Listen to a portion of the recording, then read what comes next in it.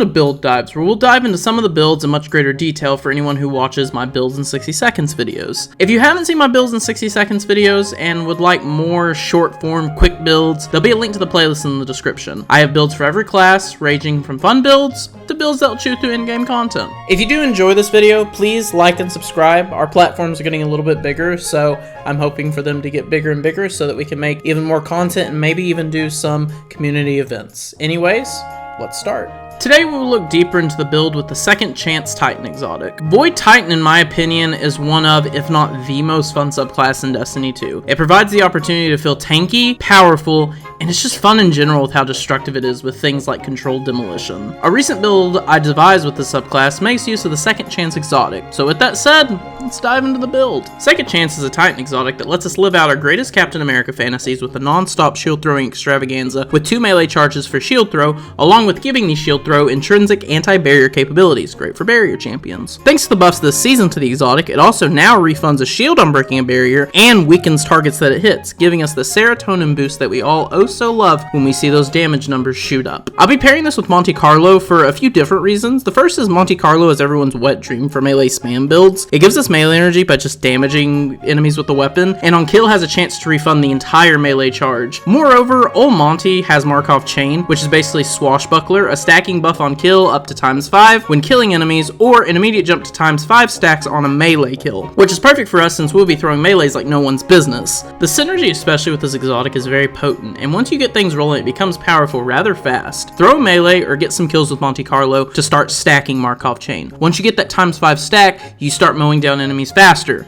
making you get melees faster, making you throw them more often, making it easier to keep up Markov Chain ×5. See where I'm coming from? Now, let's take a look at mods. If you've ever seen my builds in 60 seconds videos, you'll know that I very often say that mods are rather flexible, and that is true to an extent because depending on what you need out of a build and an activity can change. Maybe you need a barricade more often, for example, then spec into mods like utility kickstart and stuff like that to get it back faster. But I digress. Mods for this build, I spec hard into orb generation and ability regen, so let's take a look. On our helmet, we will spec into Ashes to Assets, Hands-On, and Kinetic Siphon. Our melee will be coming back often from our other mods and Monte Carlo itself, so making use of Hands-On is perfect so that we can churn out supers faster. Ashes to Assets works well because, as we will discuss later, we will have Devour up almost all the time and we'll be cranking out grenades just as well. And then our Kinetic Siphon is pretty straightforward. We're going to use Monte Carlo a lot. We're going to let that bad boy bark, so if we're going to let it do that, we might as well let it make some orbs also. On our arms, we'll be investing in Heavy-Handed, Melee Kickstart, and Momentum Transfer. Heavy-Handed clearly for some orbs on our melee since we'll be throwing them out so much and abusing the heck out of them. And Melee Kickstart for even faster melee generation. And even more for Momentum Transfer, so our grenades we will be using will also keep our melees coming back faster. But of course, we can always change things up a bit. For example, you may not like how fast Monte Carlo reloads, so maybe put a Kinetic Loader over Momentum Transfer so it feels more snappy. As I said before, all these mods are flexible. If you want something else out of a build, feel free to change the mods to suit you. Test stuff. You never know. You might like something better. Next is our chest. I always recommend resistances for each of the 3 main elements you see used by enemies. I just use it because extra resistance to most enemy attacks is never really a bad thing. But at the same time, this build will keep up Devour and an Overshield rather often, so you can really switch these out if you want to. If you do, I recommend 3 charged up mods so you can make heavier use of the Melee Kickstart mod on your arms. Legs is all about extra ability energy. We will use 2 Invigoration mods and Absolution. We will really be raining down orbs, so making our orbs give us some ability energy will be great for our ability uptime. Invigoration will give us even more, you guessed it, melee energy on orb pickup. I opted for 2 of these since we will be getting so many orbs, but feel free to change out for something like maybe Innervation for grenade energy. Lastly, we will use Absolution to get some energy for all our abilities. This does bring up a rule I tend to follow. Usually I don't like to use more than 2 copies of a mod, thanks to a mechanic in the game called diminishing returns,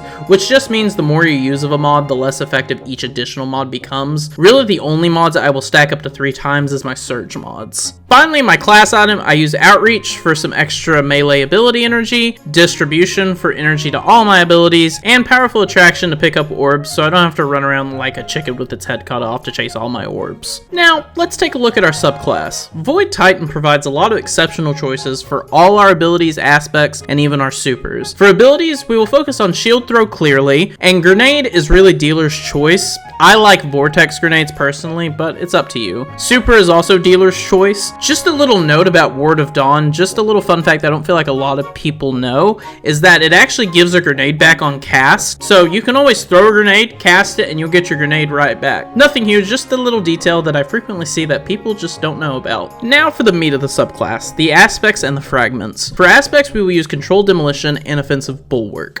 For controlled demolition, it's pretty straightforward. It gives our shield throws the added benefit of volatile, which just means more damage and carnage, and some healing for us, and more importantly, teammates, since for us, we'll have Devour up most of the time, so we really don't need that much extra healing. For offensive bulwark, overshield's giving us more melee damage and faster grenade recharge is just great news for our abilities, since we will have overshields up very often. As well, it augments Ward of Dawn to give us an overshield, or for Sentinel Shield, you get an extra shield throw in your super. Next, let's take a look at the fragments we'll be using.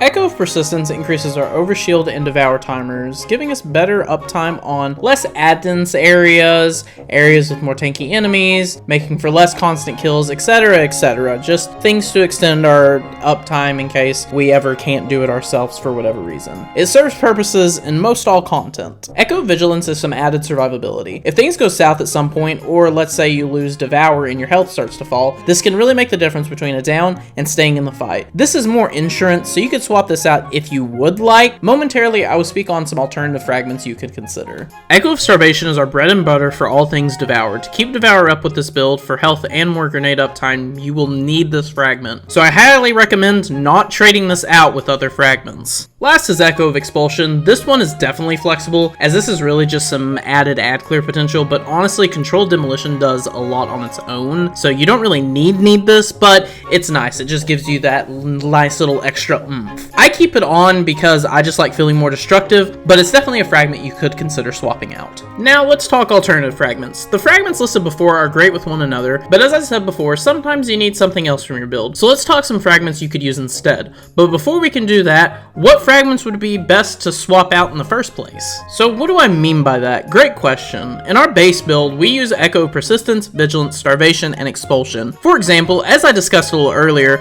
Starvation would be a no-go for swapping. Devour is very strong, and you should be doing your best to keep that rolling. But the fragment like Echo of Expulsion, it's much more acceptable to swap out since its impact on the build is far smaller. With that said, on screen now will be the fragments that are acceptable to change in green, the fragments that you really shouldn't change, but if you really have to, that's fine, in orange, and the fragments that you should not change at all in red. So when I make these recommendations about alternative fragments, you can see what fragments they would be best and worst to swap out with. With that out of the way, let's look at some alternative fragments. Echo of Provision is nice if you'd like to spec more into that melee regeneration. Echo of Exchange will give us more grenade energy. Echo of Remnants isn't bad if you're using any of the grenades listed, since it makes them damage for longer after all. Echo of Leeching will provide more healing for allies if you want to take on that Diet Dr. Medic role a little more seriously. And Echo of Harvest is great for some extra orbs and a Void Breach. And those are my big recommendations for alternative fragments you can run. Once you feel better with the build, feel free to maybe explore even fragments I didn't recommend. Everyone has a different playstyle after all. Who knows, maybe a fragment I didn't bring up will work great for you. Last but not least is our artifact mods. They're pretty straightforward as they basically just augment our build further. The main artifact mods that I would use are as follows. Unto the Breach, since you will constantly have debuffs on targets, making Void Breach generation insane. Protected Breach for more overshield uptime on Breach pickup. Countercharge for champion activities, especially since your melee is now anti-barrier. And Supernova to spread weaken just that much more easy. As I say in my builds in 60 seconds videos, use your authorized mods as needed from the second column of the artifact to cut your armor costs. After all, the more armor slots you have, the more opportunities you have to use stat boost mods. With that said, let's reach the final aspect of our build, stats.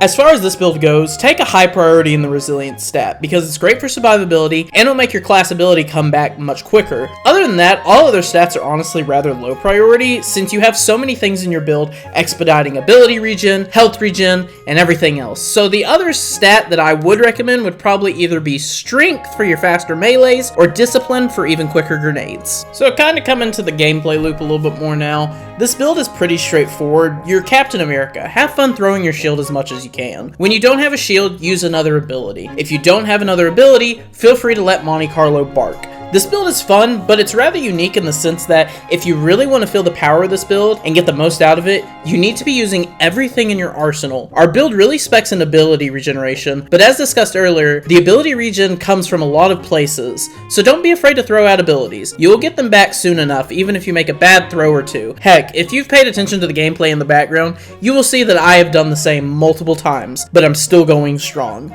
This build is great for a lot of content, honestly. I have even ran it for a few Grandmasters this season. It may not be as strong as some of the meta builds right now, but it definitely holds its own once you get used to the gameplay loop. Anyways, thanks for watching, and as I said earlier, if you could please subscribe, that would be wonderful, but don't feel any pressure. I am grateful enough that you've watched this video. This was Build Dives. Thanks for watching.